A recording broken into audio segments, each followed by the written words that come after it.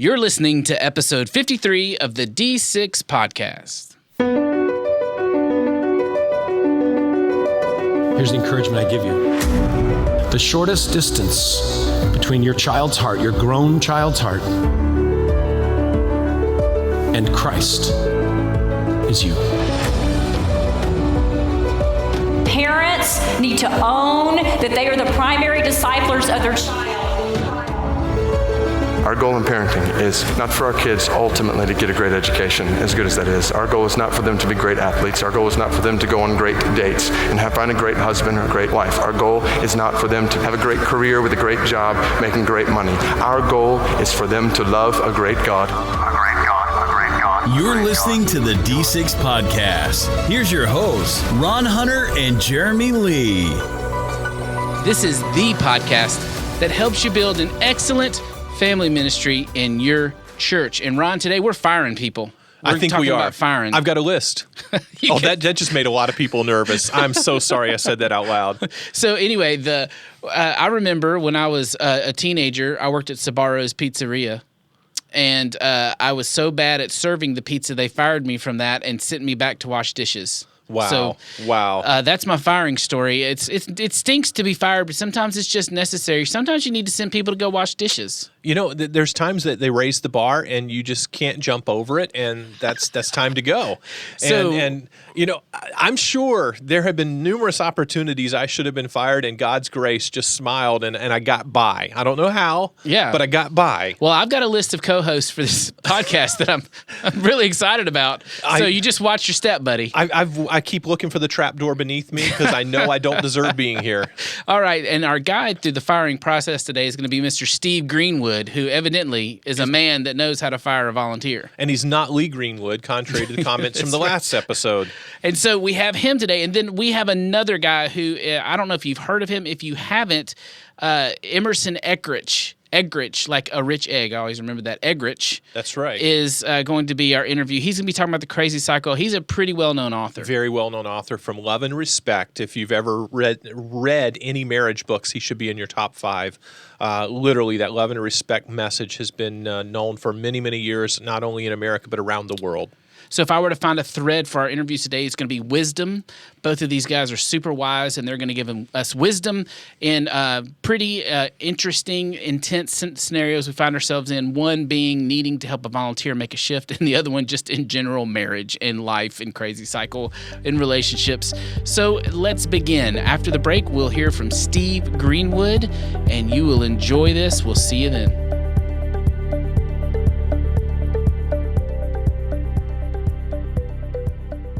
Do you ever feel as if you spend so much time doing the work of the ministry that you never actually minister to people? Wouldn't it be great if you had a little help with your ministry to-do list? What if you already had 2 training emails for your volunteers each month along with a fully produced video that drove the point home? What if you were able to share nearly every main stage talk that has ever happened at the D6 conference with your ministry team? Imagine having a ministry coach pour into you personally each month. What if we gave you a resource that you could give to parents in your ministry to have tough conversations around life's difficult topics? This is the kind of stuff they can really use, and they'll be grateful to receive. When you become a member of the D6LN, we immediately make your life easier. We help you with your weekly event, teacher training, family ministry, parent helps, and your own personal ministry helps. The D6 Leader Network is going to give you content, coaching, and community throughout the entire year. The D6 Leader Network makes awesome easy. Just go to d6leader.net to give it a try today.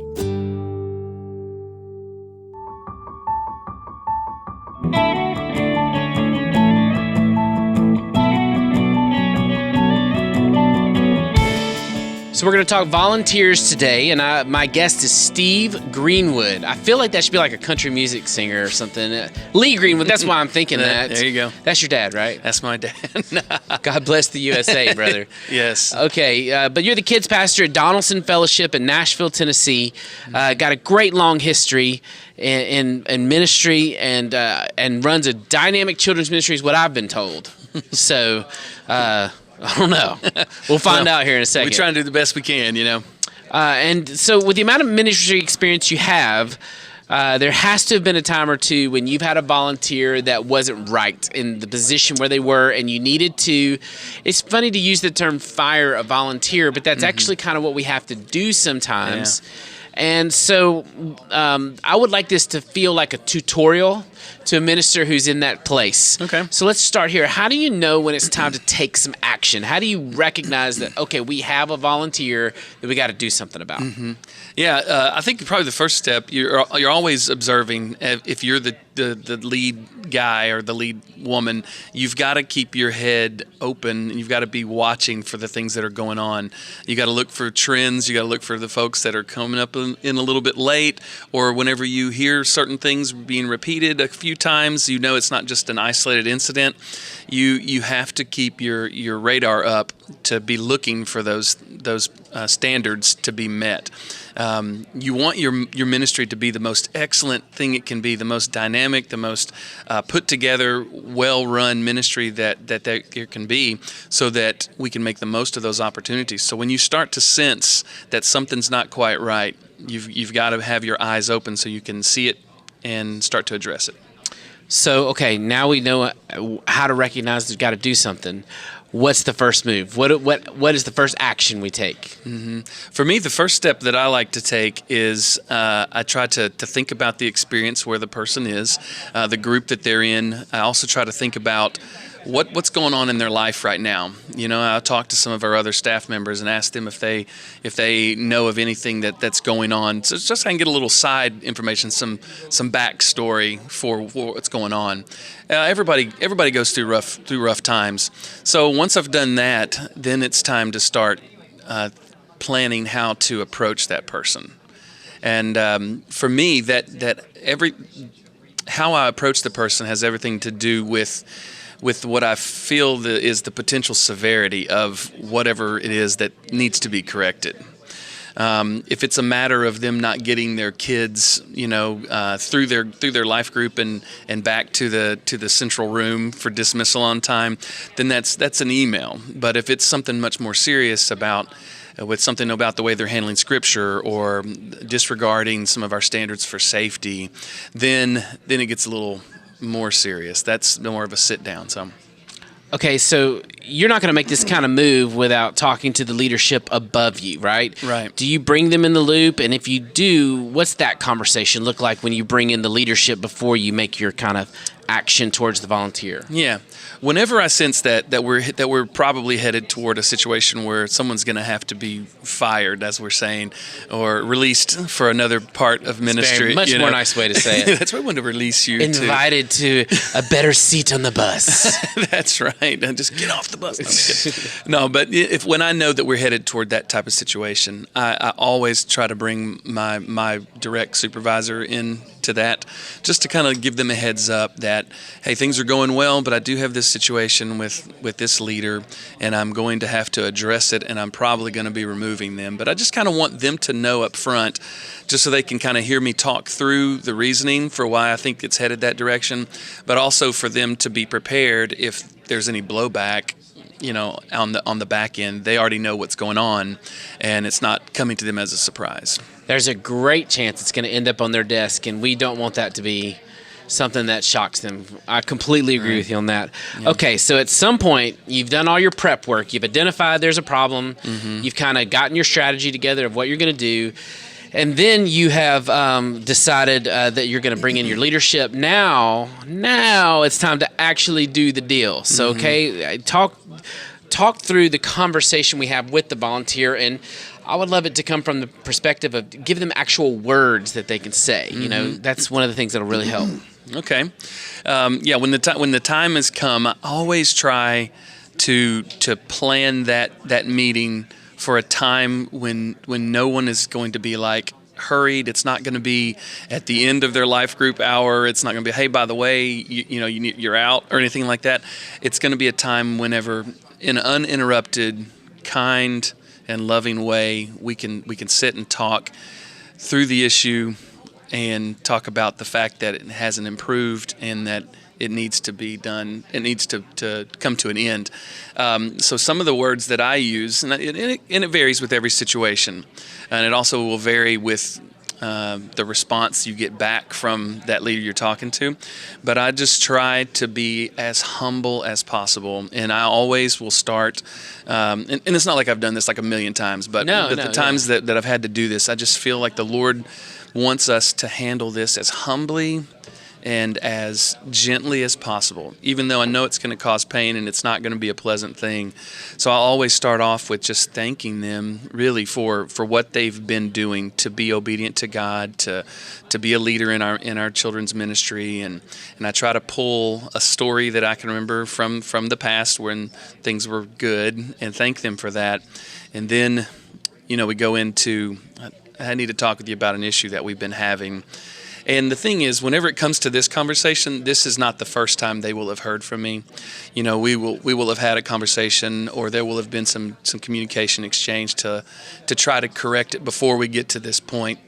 But if we've made it here, then I just go straight to it. After I thank them for what they've done, I just remind them of the issue that we're working on and that we haven't seen the improvement that we need to make, and so we're going to make the step to move them out of that certain position.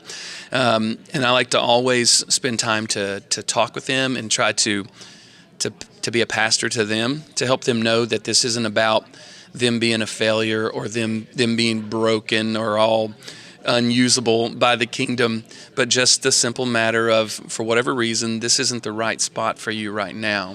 And we owe it to you, the leader, to find the right spot for you, or to come alongside you to help you get well. If the reason why we need to remove you is something that's not like procedural, but it's like you've got a spiritual problem.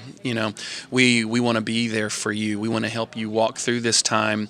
And we just think it would be easier for you and for our church to be able to help you move forward if you didn't have the added pressure of trying to lead, at the same time. I always talk to them about how we lead from overflow. And if they're in a spot where they don't have any overflow, then they don't need to be in that position. And then I'll usually, when this happens, we'll go back and forth, answer questions about that. And then sometimes they want to know, is there a chance I can come back at some point? And I always let them know, yes, 6 months, a year down the road, if you want to look at joining our team again in some part of the ministry, then I'll love to sit down with you. And so when that happens, then we're going to have the same application process. If their form is still good doesn't need to be redone, we'll just keep that. But we'll have a sit down with them and we'll talk to them about where they could serve, what their gifts are, and of course we've got that little part of their story as well. But and then I like to close by just letting them know again how much I appreciate them and how much we're for them, and have prayer, and we're done. Wow. You just kind of let me down easy there. I feel good after hearing that. I feel like, okay. So now after the conversation, there's great potential for drama. Sure. How do we handle kind of the fallout? What do we do if there's a response of anger and drama? How are we handling that? So far, in the firings that I've had to do, I haven't had anyone respond in anger.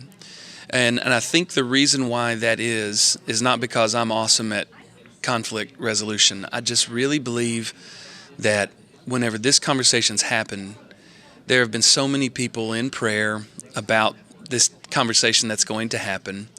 And we lay out what the issue has been in a humble but a direct way.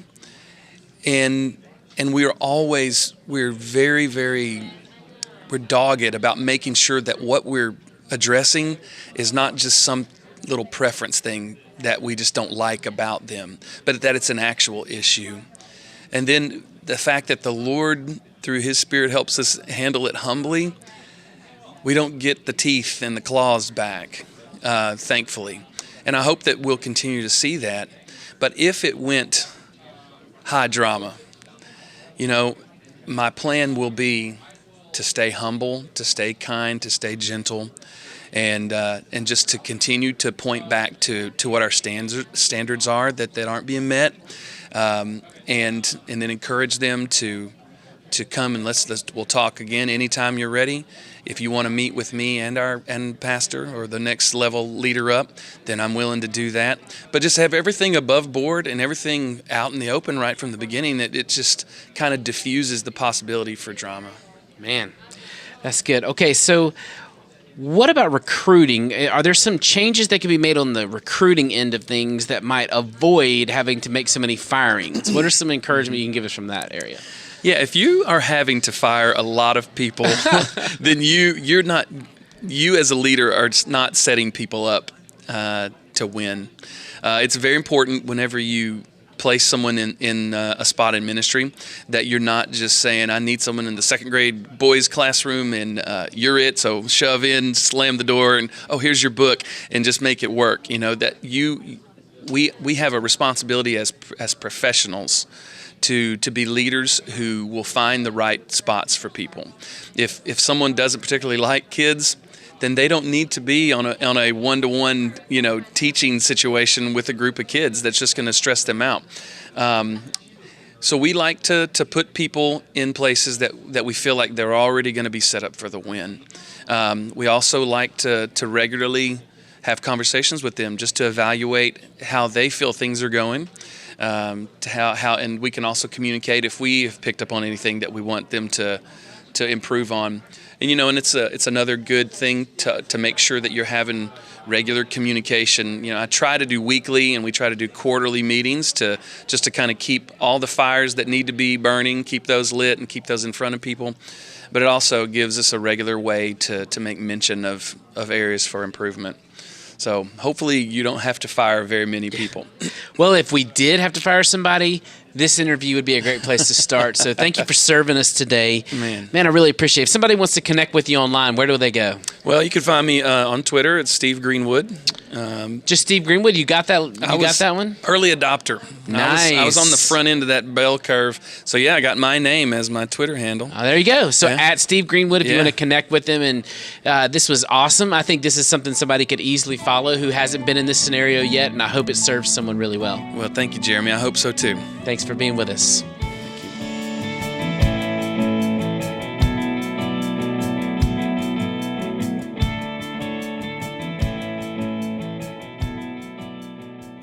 What if you could multiply your ministry 168 times over?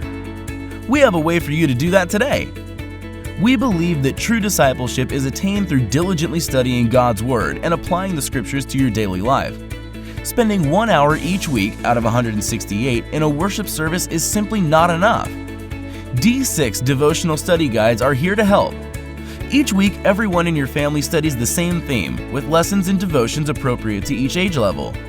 Moms and dads will love the devotions and articles as conversation starters. Children will love reading and playing games in their own devotional study guide. Families will love spending time together during the week discussing and studying the Scriptures. To learn more about the D6 devotional magazines, you can go to d6family.com/D6curriculum. All right, thank you, Steve Greenwood, for that. And by the way, as we mentioned before, Steve is quite a leader in children's ministry, and he's also that personality on Elements Kids Worship, an incredible product if you're looking for something for your children's ministry for that second hour on the weekend. It would be tremendous. It's a combination of video and teaching components, and it's all downloadable. So if you want to know more about Steve, check out that as well. Thank you, Steve, for that. And, the idea of how to fire a volunteer really doesn't apply to this next topic. We don't want to fire our mate in here. So I know my wife probably has wanted to fire me a number of times. True. So, Emerson's going to be talking about the crazy cycle. And it's at this point, while we're not talking about how to fire your mate, I do want to give you one concern here. You might want to boot the kids out of the car or off the podcast for a little bit. When we talk about our marriage and we talk about our mates at times, sometimes we have to use terms that you may not wish to explain. So I'm going to give you a kind of a mild content warning over this. It is not explicit. It is mild. It is not minivan friendly. Yeah, we respect our audience enough to know that we want to set you up for success. So our recommendation would be for you to listen through this and then determine whether or not you would like your smaller kiddos to hear it. Tremendous content. Not concerned at all about what Emerson shares. We just want to protect your family in this. Now everyone is interested. I in know this. they are. You just the curiosity level just spiked over this next and the kids' downloads just spiked too. I know. They went through their own devices. All right, let's listen to Emerson. We're here with Emerson Eggerichs, and I don't think he needs any introduction, but I do feel the need to talk about kind of that path that he was on that got him to that point that he wrote that famous book, Love and Respect, that has sold over 2 million copies. And I'll tell you what, it has made a lot of sense in my own marriage, and he has influenced so many people around the world.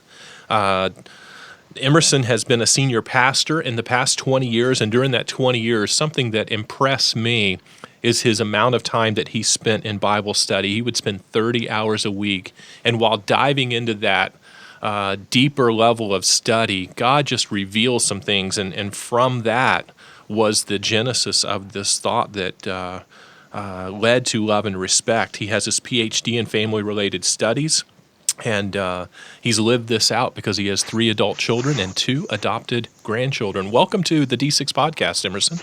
Hey, thank you so much, Ron. Well, you've been a friend of D6 for a long time, and I want us to get right into that key area that we all need to hear. And if people are hearing it for the first time, this is going to be revolutionary. If they're hearing it for the second or third time, it's going to be refinement. So I want us to talk about what you describe as the crazy cycle, and that's not a setting on your washing machine, but what is it, Emerson? Tell us about the crazy cycle. Well, many people know me as the guy that talks about the crazy cycle. They don't remember my name, but it's based on Ephesians 5:33, where God commands the husband to love his wife and the wife to respect her husband. And I'll comment in a moment on the discomfort that women feel when we talk about respecting their husbands. But I found a correlation that when a wife feels unloved, she generally reacts in a way that feels disrespectful to her husband. She's not trying to be disrespectful. She's actually feeling unloved, and she's reacting this way because she expects him to kind of figure out what's upsetting her. But she appears disrespectful. When a husband feels disrespected, and he may not deserve the respect, but when he feels disrespected, he has a tendency to react in a way that feels unloving to his wife. And this is the crazy cycle. Without love, she reacts without respect. Without respect, he reacts without love. Then without love, she reacts without respect. And this baby starts to spin among couples of goodwill. Sarah and I, my wife, we still get on the crazy cycle. And now, we all need love and respect equally. Very important, but the felt need is different. We've asked 7,000 people this question. When you're in a conflict with your spouse, do you feel unloved at that moment or disrespected? Ron, 83% of the men said they feel disrespected, and 72% of the women say they feel unloved.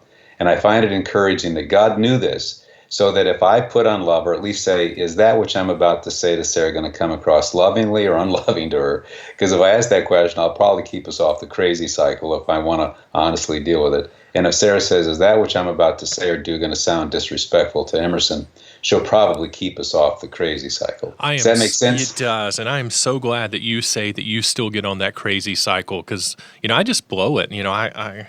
I can give my wife this weird look, and she's like, there it is, there's the hunter look, and it's that unloving look that I give to her, and I don't even know I'm doing it at times.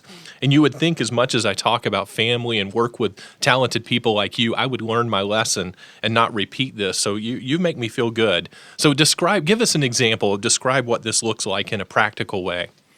Well, before that, to that point, 1 Corinthians 7:28 says, if you marry, you have not sinned, but you will have trouble. Okay, clearly there is not going to be a trouble-free marriage. And earlier in that text, he says the husband doesn't have authority over his own body, but the husband does. The husband does not have authority over his own body, but the wife does. The wife doesn't have authority over her own body, but the husband does. And that's talking there about sexual intimacy, sexual authority, that each has equal say. And I remember thinking, Lord, is there equal authority? Yes. Well, like on Tuesday night, does he decide they're going to have sex, and does she decide they're not going to have sex? Or on another evening, does she decide they will, and does he decide they're not? And this inaudible voice, the Lord said, yes. And I said, Lord, have you designed trouble? Yes. And so the point that I make is that God has designed it because we're male and female. We're not wrong, we're just different. She looks at things through a pink grid, he looks at it through blue. We have different sexual appetites on different evenings. When a man gets older, maybe he's going to be less sexually interested. She's going to be more sexually interested over the aging process. And so what comes and goes, there's not just a dogmatic absolute on either side of this. But here's the deal. God intended for us to learn how to deal with these conflicts because we will not be trouble-free. And some of us on Tuesday night are in the center of God's will, but we haven't figured that out yet. Yes. Boy, that so describes it in such a big way. So, I think I'm every time I get into these areas, I get confused over what my role is. And about the time I work on it, I'm doing what I think, not what my wife thinks. So help me work through that. Well, in terms of the crazy cycle, one of the things we challenge all of us with is we have to decode, because she's going to react in ways that feel disrespectful to you and me as a man. We can't imagine reacting this way. Why would she say or do or show herself this way? Because we wouldn't do that. We would just drop it, forget it in most cases. 85% of those who stonewall and withdraw as the man. We just say, forget it. It's not that big of a deal. But she couldn't imagine doing that. And women on the University of Washington studied this. That's why I say the 85%. They studied 2,000 couples for 20 years. And men, 85% are the ones who stonewall and withdraw. And the women feel that's an act of hostility. But in our world, it's an act of honor. And on the flip side, the vast majority of the women would criticize, complain. And that felt like an act of contempt to the men, whereas it was an act of care to the women. So what we have is this misunderstanding. It's an honest misunderstanding. She's trying to do the caring thing but appears contemptuous. He's trying to do the honorable thing but appears hostile. And she doesn't decode that he's an honorable man. She just feels like he doesn't love me or he must hate me. And she's trying to do the caring thing, but he interprets her as disrespectful. And we have to decode that deeper heart and trust the goodwill and remind ourselves we're allies, not enemies, even though Tuesday night comes. Okay, help all of us slow men out. When this is happening, the crazy cycle has begun. There are, we would call them trigger points or whatever along the way. How do we recognize, go, hold it, I've got to decode. What does that look like for me? Help me out. I'm kind of slow at this. Help me to be aware of that. How do you advise a person like me or any other man sitting out there who's not getting that my wife is being caring when this occurs? Well, that's why we have to decode, because it doesn't seem natural. It simply is not within our nature to interpret a wife as motivated by love and goodwill and care when she appears to be dissing us, because her eyes darken, the face turns sour, the hand on the hip, the scolding finger, the sigh, the roll in the eyes. And when she speaks, the word choice of contempt is incredible. It rolls off her lips if she wants it to come. A lot of times women say, I don't know what respect is. I said, do you know what disrespect is? Oh, yeah, I got that down. They know that very well. So at that moment, we have to remind ourselves, one of the things is we are allies, not enemies, even though right now we're about to go to war, it feels like. And it doesn't mean that this is naturally going to be easy. We may not always catch it, but over a period of time, we have to learn, because it's so easy to begin to feel that she's unfriendly and begin to feel, I don't like this woman, the way she talks to me. Nobody treats me this way. Nobody talks to me this. And you begin to have this sentiment toward her that's extremely negative, when the truth is she cares deeply. And if we had a stroke, she'd be the one that'd be rolling us around in a wheelchair, serving us night and day because she cares. And yet we're treating her like, she has nothing but kind of a disdain in her spirit toward us, and she doesn't. So during these moments where we get upset with each other, it doesn't mean that suddenly we're all going to feel good. It just simply means that we have to remind ourselves she's a good-willed woman who does what she does most often because she cares. It feels like she's disapproving me right now. She's not accepting me, but it isn't as global as I'm making it out to be. She's just upset about something, and I probably stepped on her air hose. So we're backing off, we're recognizing it. What's that next step then? And we're getting it. We're giving the benefit of the doubt, going, hold it. She cares. She's not trying to be contemptuous. She really does care. And hopefully it de-escalates our approach to that too, to where we realize, while we're trying to do the honorable thing when we stonewall or withdraw, walk us through that crazy cycle of how to get off of it now.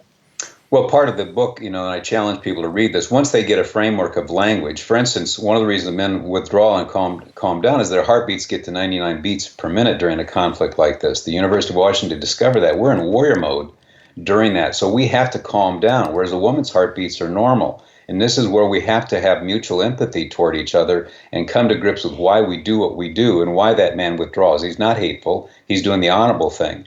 But I think part of the challenge is to have a language. So if we know that we're about to get in the crazy cycle, I have some people say, put on your seatbelt. We're about to get in the crazy cycle. We're going to spin, baby. Or here, put on my pink sunglasses. You're not seeing this. Or here, put on my blue sunglasses. You're not seeing this.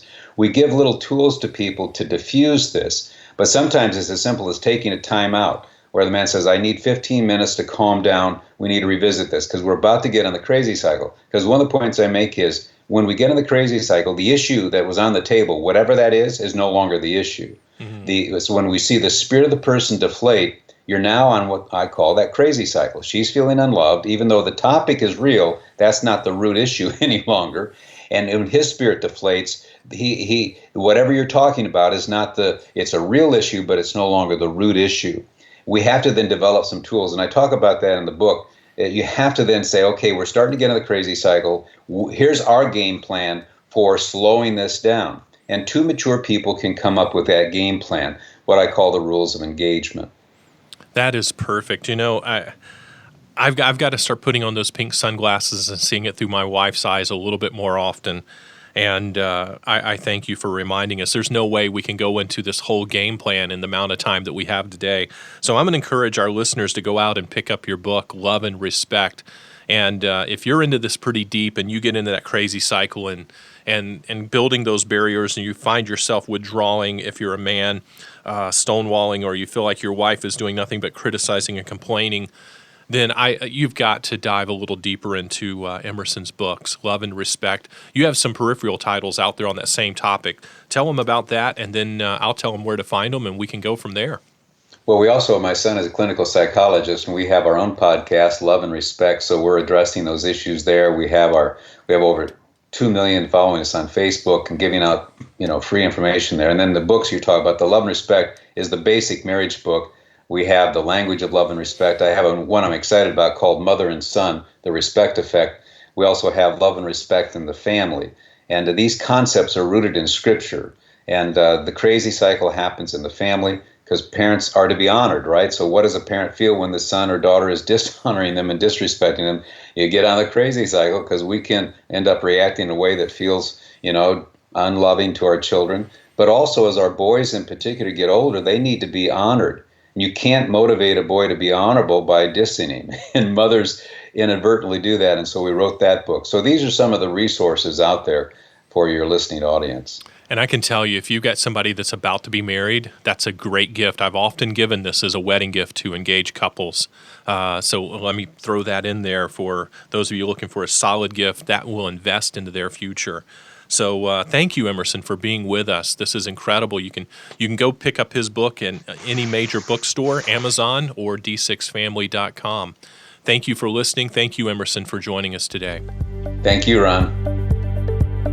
That is not surprising. I remember the first time I interviewed Emerson, it was that same kind of gentle, wise, mentoring tone, and I just always want to say thank you to him for anytime he's willing to contribute and serve our audience. So thank you, Emerson Eggerichs. And the idea of the crazy cycle to just put words around what most families in marriages experience is so helpful. Just like G.I. Joe, knowing is half the battle, right, Ron? That's right. Speaking of G.I. Joe, you ever put G.I. Joe on a merry-go-round and you spin it so fast he gets thrown off? No. See, that's the crazy cycle. We're on it, and we've got to get off that merry-go-round before we get sick. That's Emerson's talk, okay? And that is also the worst transition ever, but thank you for that attempt. That's my PhD coming out again, thinking of the wrong illustrations. The centrifugal force That's right. Of the G.I. Joe. Okay. Thank you guys for listening. We totally digress, and we're going to need to just get on out of here.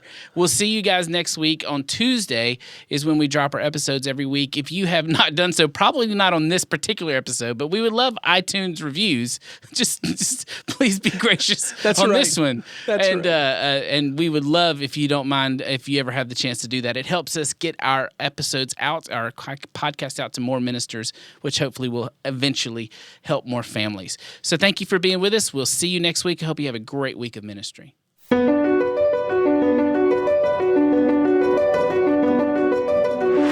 You've been listening to the D6 Podcast. You can learn more about D6 at d6family.com. And if you're a minister, we invite you to join the D6 Leader Network by going to d6leadernetwork.com.